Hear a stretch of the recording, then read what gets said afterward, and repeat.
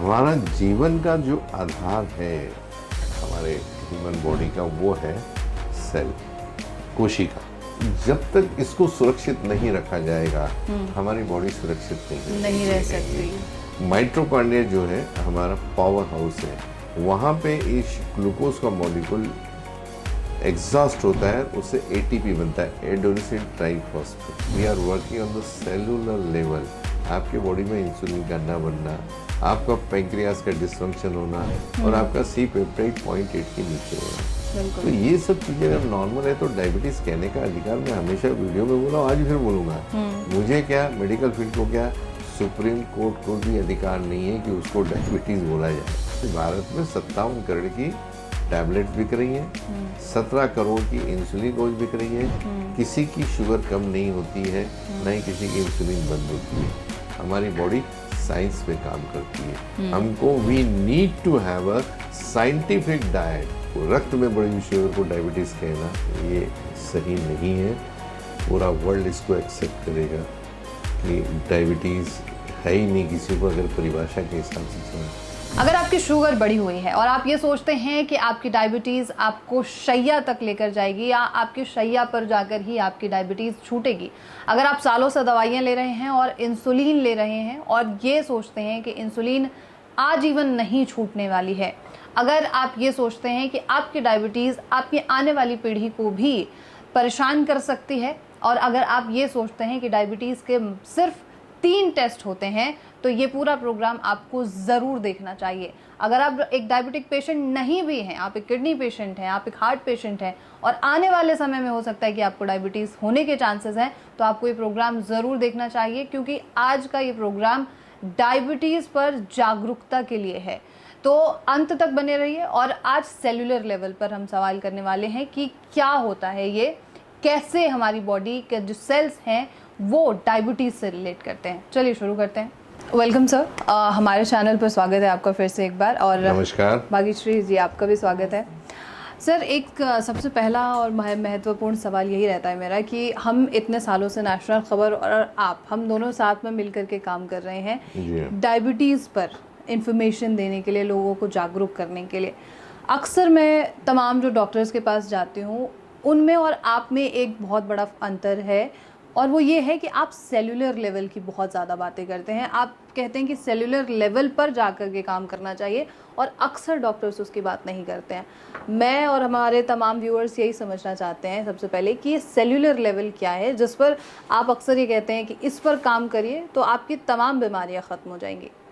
देखिए, आपका सवाल बहुत अच्छा है, बहुत फंडामेंटल है जी। सबसे पहले तो हमें जानना चाहिए कि जो सेल है बहुत ही एलिमेंट्री सिस्टम की बात कर रहा हूँ मैं, बहुत जैसे नर्सरी में हम लोग पढ़ते हैं और फर्स्ट में अल्फ़ाबेटिकल A से Z तक पढ़ते हैं, फिर 1 से 100 तक गिनती करते हैं जी। तो हमारा जीवन का जो आधार है हमारे ह्यूमन बॉडी का वो है सेल, कोशिका। बिल्कुल। देखिए, जब स्पर्म और ओवम ये भी सेल है, एक सेल। बिल्कुल। तो when after fertilisation cell become a tissue. मैंने जो आपको दिखाया, मेरा आप देखिए, मेरे ये जो सिस्टम है मेरे हर क्लिनिक में आपको दिखेगा। बिल्कुल, बाहर भी बहुत लगा हुआ बहुत है। बेसिक से ये क्या है ये देखिए, जो सेल है पहला, ये वाला पहला वाला जो है, ये समझ जाइए कि एक चावल का जो टुकड़ा होता है जी, उसका 1,00,000वां भाग है वो। इसको हम नेकेड आई से नहीं देख सकते हैं, हमको इलेक्ट्रॉनिक माइक्रोस्कोप से देखना पड़ता है, इतना छोटा है वो। एक चावल का 1,00,000वां हिस्सा। ओके, आप नेकेड आई से नहीं देख सकते। You will have to see with only electronic microscope. हमारी जितनी भी चीजें जो है बायोकेमिस्ट्री उसी के अंदर होती है, सारी प्रोसेस उसी के अंदर थे। Cell after fertilisation cell become a tissue, right, then organ, system and body. Okay. And हमारा जो newborn baby है, this comes with the 300 billion new cell every day. Okay. 200 millions per minute. The body is formed with more than 100 trillion cells. And the toxicity leads from aging to cancer. And देखिए, last में हमने दिखाया कि रोता हुआ दिखाया हुआ है। जी जी जी। तो हमारा फाउंडेशन ही ये है बॉडी का। जब हम कोई भी दवाइयाँ बनाते हैं या उसका आविष्कार होता है तो इसी के ऊपर से होता है, सेल के बेस पे सेल होता के है। बेस पे, कि हमारा लाइफ ही इसमें है पूरा। हमारे जो जेनेटिक्स हैं सब इसी में सेल में पाए जाते हैं। ठीक है। तो सेल के अंदर बहुत सारे ऐसे ऑर्गन्स हैं छोटे छोटे, जो माइटोकॉन्ड्रिया बोलते हैं, ऑर्गेनल बोलते हैं, बहुत सारी चीज़ें हैं। तो जब तक इसको सुरक्षित नहीं रखा जाएगा हमारी बॉडी सुरक्षित नहीं रह रहेगी। सकती। तो बिकॉज हमने बोला कि देखो, प्रिजर्व, प्रिवेंट एंड प्रोटेक्ट करना। मेडिकल इंडस्ट्री जो है या मेडिकल फील्ड है, इसको भूल गई है, जो हमारा प्राइम चीज है। बिल्कुल। अगर सेल को, जैसे हम इतनी बड़ी बिल्डिंग में बैठे हुए हैं, इसका फाउंडेशन क्या है? एक ईंट। बिल्कुल। एक ईंट is equal to one cell. Right. जैसे इतनी बड़ी बिल्डिंग बनी है तो उसको हम बॉडी बोलेंगे।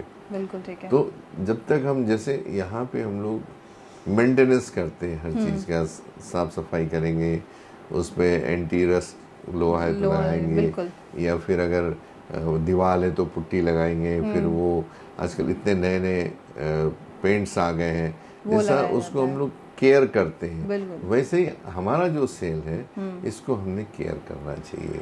बट ये जो सेल है सर, इस सेल का डायबिटीज से क्या रिलेशन है? ऑब्वियस सी बात है, हम डायबिटीज को तो हमेशा से ये समझते हैं कि हमारी पेनक्रियास खराब हो गई है या वो इंसुलिन प्रोड्यूस नहीं कर रही है, बट सेल कैसे इफेक्ट करेगा उस तो वही मैं बता रहा हूँ कि सेल कनेक्टेड विद हमारी आइज की बात करें, ब्रेन की बात करें, किडनी की बात करें, या पेंक्रियास की बात करें, सेल फंडामेंटल हमारा बिकॉज सेल से टिश्यू बना, उससे ऑर्गन बना, सिस्टम बनी, बॉडी बनी। तो हम लोग जब ऑर्गन की बात करते, बना तो सेल से ही है ना। जब तक हम सेल को, जो उसकी ओरिजिनल स्टेज में अगर हम नहीं उसको बना के रखेंगे तो हमको तो तकलीफ होने वाली है। जैसे डायबिटीज का इसका डायरेक्ट संबंध है। कैसे? अभी देखिए, शुगर डायबिटीज में हमारा दुश्मन नहीं है, वो शुगर हमारा फ्रेंड है। हम शुगर जब बॉडी के अंदर जाती है तो माइटोकॉन्ड्रियल लेवल पे जाके उसका वहाँ पे ऑक्सीडेशन होता है। तो क्या होता है कि सबसे पहले जो माइटोकॉन्ड्रिया में जाने के बाद में उसका कार्बन डाइऑक्साइड बनती है, जो सांसों से निकल जाती है, उससे पानी बनता है जिसको हम यूरिन के माध्यम से निकाल देते हैं। और माइटोकॉन्ड्रिया जो है हमारा पावर हाउस है, वहाँ पे इस ग्लूकोज का मॉलिक्यूल एग्जॉस्ट होता है, उससे एटीपी बनता है, एडेनोसिन ट्राइफॉस्फेट। ठीक है। तो अगर ये इतना छोटा होता है और इसके अंदर 5 लाख दरवाजे होते हैं, जैसे मैं कई वीडियोज में बोलता हूँ, जिसको हम इंसुलिन रिसेप्टर बोलते हैं। अगर ये दरवाजे आपके बंद हो जाए तो शक्कर का अंदर जाना बंद हो जाता है, वहीं रुक जाती है। अच्छा। अगर रुक गई तो आप रुके हुए जो बढ़ी हुई शुगर को डायबिटीज बोला जाता है, फास्टिंग पोस्ट मेनोरेज B1C बढ़ने जी जी जी। तो इसमें परमेबिलिटी होती है इसकी। अगर वो दरवाजे से शक्कर अंदर नहीं जाएगी तो नेचुरली बढ़ी हुई आएगी। तो डायबिटीज़ का डायरेक्ट, चाहे डायबिटीज़ हो, ब्लड प्रेशर हो, कार्डियक हो, किडनी हो, सबका जो कनेक्शन है वो सेल से है। ओके, ये जो आपने कहा कि वो जो सेल्स के दरवाजे हैं, आम भाषा में अगर वो दरवाजे बंद हो जाते हैं तो आपकी शुगर बढ़ेगी, वो दरवाजे बंद कैसे होते हैं? उसका जो मैंने हमेशा जो एडिबल ऑयल के बारे में बात करता हूँ कि जितने तेल हमारे सीड ऑयल हैं आज भारत के, हाँ जी, उनका स्मोक पॉइंट बहुत कम है। जैसे ही गर्म करते हैं तो उसमें धुआं आता है। और जैसे मैंने हमेशा बोला कि आप बेसिक्स में चलिए, तो धुआं जब आता है तो धुआं आम आदमी के लिए धुआं है, लेकिन साइंस उसको मिलेट रिएक्शन के नाम से जानती है। तो आपने कब देखा होगा जब धुआं जब ऊपर जाता है तो हमारे चिमनी लगी रहती है, और आजकल तो इलेक्ट्रॉनिक उसमें गैजेट आ गए हैं, तो धुआं जाता है लेकिन ऊपर से तेल टपकता है। बिल्कुल बराबर है। राइट। तो जब तेल टपकता है तो it's basically is a trans fatty acids, acrylamide, acrylamine, advance glycation end product. तो ये जो सेलुलर लेवल का जो है उसके जो आउटर लेयर है, उसके ऊपर हल्की सी परत बन जाती है आपकी, प्लास्टिक जैसी। तो दरवाजा तो बंद हो गया ना आपका। तो पेनिट्रेशन जो है शुगर के अंदर नहीं हो सकता है, इसलिए सेल की महत्व। इसलिए मेरे सारे वीडियोज में बोल रहा हूँ और हमेशा बोलता रहता हूँ कि we are working on the cellular level. अगर जो नॉर्मल फंक्शंस हैं, जैसे अगर ये कागज़ है फॉर एग्जांपल, छोटा सा कागज़ है, अगर हम पानी डालेंगे ना तो सीधा चला जाएगा, लेकिन उसके कोटिंग कर दें हम, लेमिनेशन, तो नहीं जाएगा, नहीं जाएगा।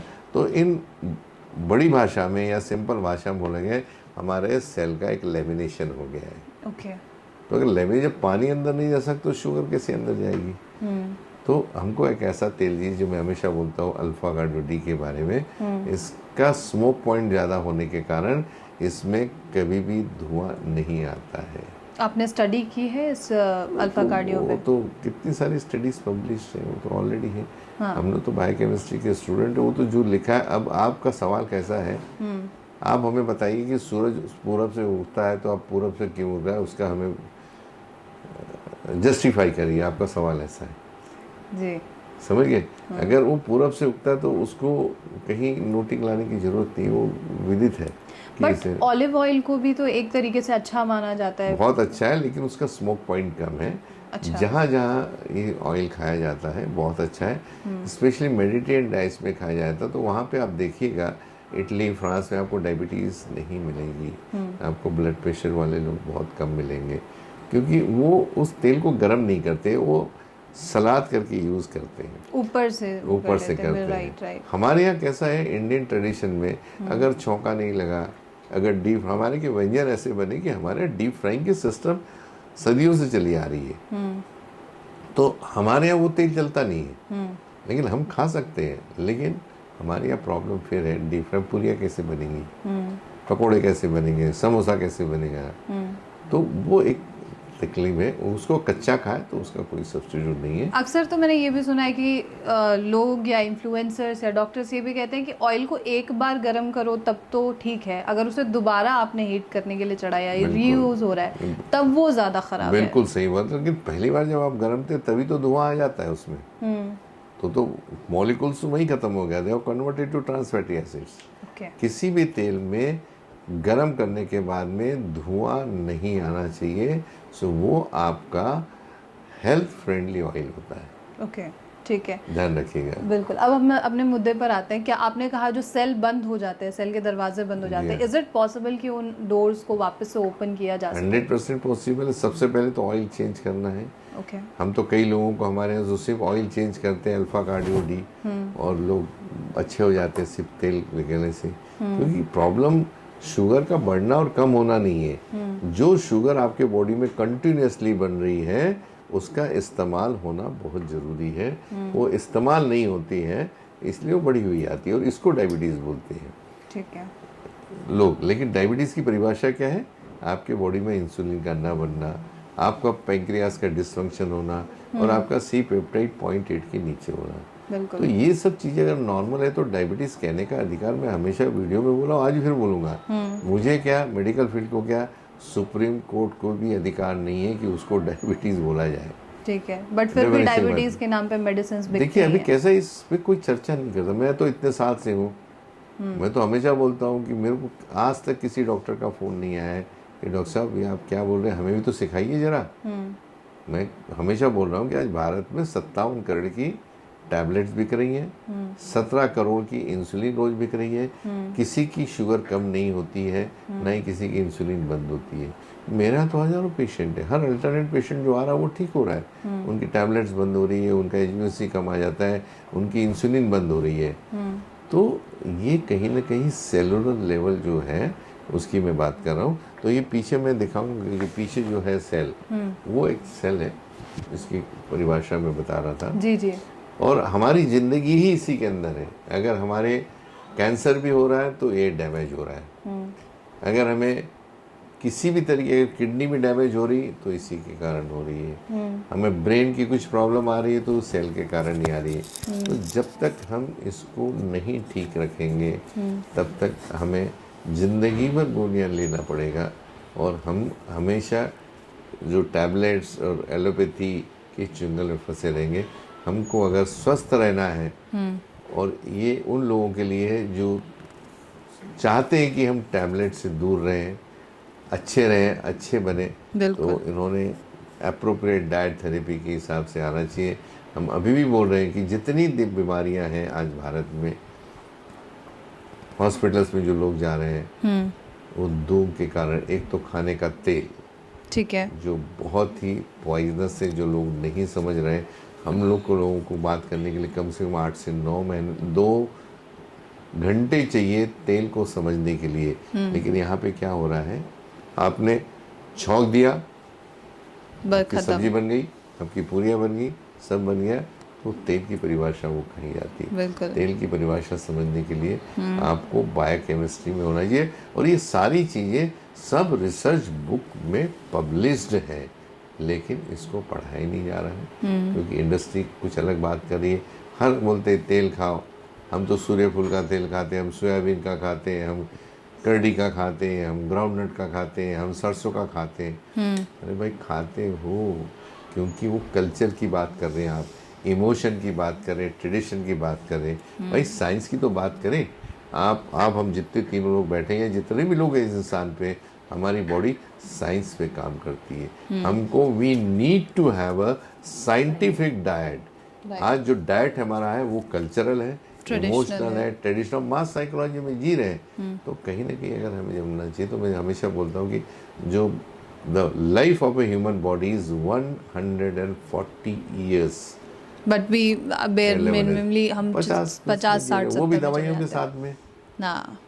टेलोमरेज एंजाइम जो होता है वो हमारे साइंस ने किया है, लेकिन अब हमारी मानसिकता बन गई है, हम तो 50 हो गए, बुढ़े हो गए, हमें तो गोलियां तो लेना ही पड़ेगा। भाई जब आपका सेल वीक हो रहा है, हार्ट वीक हो रहा है, तो आपका सेल वीक हो रहा है। अगर सेल को आप संभाल लें तो आपका हार्ट भी अच्छा रहेगा, आपकी हार्ट बीट भी अच्छी रहेगी, आपका ब्लड प्रेशर भी अच्छा रहेगा। तो कहने का मतलब आपको उसको नरिश करना है, नरिशमेंट जो उसका प्रॉपर फूड है वो उनको देना है। बिल्कुल। और 90% फूड आज भी हमारा भारत का, मैं कहना चाहूँ तो लोग मुझसे नाराज़ हो या वो मुझसे सहमत ना हो, लेकिन मेरे कहने से और दूसरे के कहने से मुझे कोई नहीं फ़र्क पड़ता है। जैसा मैं मेरे और वीडियो में कह चुका हूँ, कोपरनिकस की कहानी। कोपरनिकस एक ऐसा साइंटिस्ट था जिसने प्रूव करके दिखाया कि सेंटर में पृथ्वी नहीं सूर्य है और पृथ्वी चक्कर काटती है। बिल्कुल। सदियों से चल रहा था कि पृथ्वी सेंटर में है और सूर्य चक्कर लगाता है। बिल्कुल सीधे रहे आपने बताया। मैंने वीडियो में आज भी बोल रहा हूँ कि जो शुगर, रक्त में बढ़ी हुई शुगर को डायबिटीज़ कहना ये सही नहीं है। जो डेफिनेशन मेडिकल बुक्स के उसके हिसाब से चल रही है। और मुझे आपके माध्यम से ये कहना चाहता हूँ कि आने वाला कल पूरा वर्ल्ड इसको एक्सेप्ट करेगा कि डायबिटीज़ है ही नहीं किसी को, अगर परिभाषा के हिसाब से चला। तो मेरी कहानी उसी कोपरनिकस के जैसे है। मुझे शायद आने वाला कल डायबिटीज़ का कोपरनिकस कहें तो ये गलत नहीं होगा। ये हो सकता है कि आने वाला कल मैं आज फिर इस माध्यम से बता हूँ, मैं जिंदा रहूँ न रहूँ, 2 साल, 5 साल, 25 साल, 100 साल के बाद ये चीज़ हर पूरी दुनिया इसको एक्सेप्ट करेगी कि नहीं, जो डॉक्टर जो कुमार बोल रहे थे वो सही था। नहीं, बिल्कुल सही बात है सर आपकी कि जब कोई रिसर्च हो रही होती है तो उस वक्त लोग ज़्यादा वैल्यू दें न दें, लेकिन हाँ जब वो रिसर्च आगे बढ़ती है तब धीरे धीरे लोग उसको और ज़्यादा रिकग्नाइज करने की कोशिश करते हैं। अब मेरा सवाल भाग्यश्री जी से है, जैसे सर ने ऑयल के बारे में बहुत जिक्र किया अभी, लेकिन बाहर के देशों में भी फ्राइड तो बहुत ज़्यादा चीज़ें खाई जाती हैं, लेकिन डायबिटीज़ के मामले इंडिया में सबसे ज़्यादा हैं, बाहर नहीं है। इसके पीछे का क्या कारण है? सवाल अच्छा है। इसमें मैं स्पेसिफाई करना चाहूँगी कि सिर्फ डायबिटीज़ ही नहीं, ऑयल से बहुत सारी बीमारियाँ होती हैं। अभी तो हम डायबिटीज़ के ऊपर देख रहे हैं, बट सबसे ज़्यादा तो फॉरेन कंट्रीज़ में, जैसे आपने मेंशन किया कि बहुत फ्राइड चीज़ें खाते हैं, तो सबसे ज़्यादा ओबेसिटी और ओबेस पेशेंट जो होते हैं वो यूएस कंट्रीज़ में होते हैं। तो भारत के बाहर भले ही भारत में फ्राइड फूड खाया जाता है, और डायबिटीज़ जैसे बोलते हैं कि इंडिया सबसे पहले आ रहा है डायबिटीज़ को लेके, वैसे ही बाकी जो बीमारियां हैं, चाहे वो किडनी की हो, चाहे वो कैंसर की हो, क्योंकि ये सब तेल जो है जैसे परत जैसी बन गई है, वो सेलुलर लेवल पे इन्फ्लामेशन कर रही है। कोई भी चीज़ इन्फ्लाम्ड हो गई, कोई भी चीज़ इन्फ्लामेशन हो गई तो वो जैसे उसको मेटाबॉलिकली जो उसको फंक्शन करना है वो नहीं कर पाता है। बिल्कुल। तो हमारा कहने को बस बोलने के लिए वो एक कुकिंग ऑयल है, बट देखा जाए तो हम उसको एज अ हमारे पेशेंट्स को तो भी हम लोग गाइड करते हैं कि एज अ मेडिसिन जैसे उसको समझें और अपने सेलुलर लेवल से ही जो भी बीमारियां उनको हो रही है उससे दूर होने की कोशिश करें। बिल्कुल सही है। और जैसे आपने जिक्र किया कि ऑयल का, अल्फ़ा कार्डियो ऑयल का सर ने जिक्र किया, तो ये ऑयल कहाँ से मिल सकता है, लोग कहाँ से ले सकते हैं, परचेस कर सकते हैं, इसके बारे में बताइए। अल्फ़ा कार्डियो डी ऑयल जो है वो हमारे जितने भी सेंटर्स है ऑल ओवर इंडिया में वहाँ से आपको मिल जाएगा। आजकल टेक्नोलॉजी सब लोग यूज़ करते हैं तो आप गूगल भी कर सकते हैं, या फिर हमारी जो वेबसाइट है myhealthcareshopee.com उसमें भी अवेलेबल है। अगर वहाँ तक भी नहीं पहुँच पाते हैं आप तो आजकल अमेज़ॉन में भी हम लोग अवेलेबल हैं, आप वहाँ से भी ऑर्डर कर सकते हैं। ऑल ओवर इंडिया शिपिंग है।